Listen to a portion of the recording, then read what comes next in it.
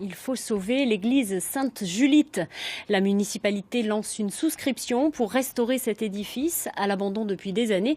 Mais il faudra réunir 2,5 millions d'euros pour rendre enfin l'église aux paroissiens. Henri Serin, Emmanuel Zini. C'est avec émotion que ces responsables politiques et religieux montent les marches de leur église en attente de rénovation depuis 2 ans. Le coût de ces travaux s'élève à 2 500 000 euros, pris en charge en grande partie par le conseil départemental et la région, mais dont 20% seront financés par la commune.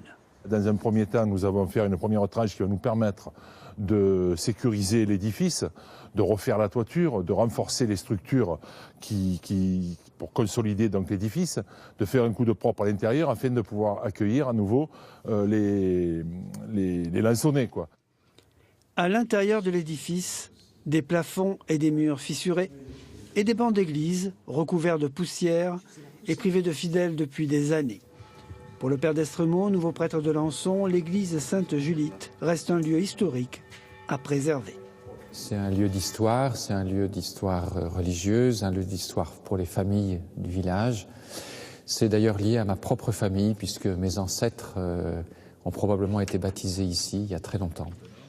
Mobilisée également aux côtés de la mairie, la Fondation du patrimoine qui va récolter des dons avec la mise en place d'un mécénat hors norme, le produit partage.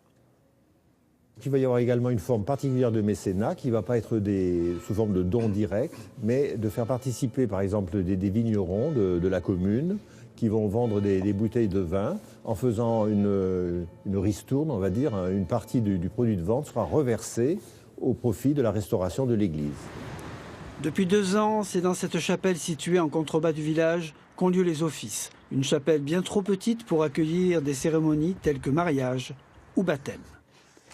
Une silhouette de prêtre qui va disparaître dans l'ombre d'une porte fermée, celle d'un lieu de culte précieux pour des villageois toujours en attente de sa réouverture. La SNSM est au bord du naufrage. La Société nationale de sauvetage en mer est menacée de disparaître.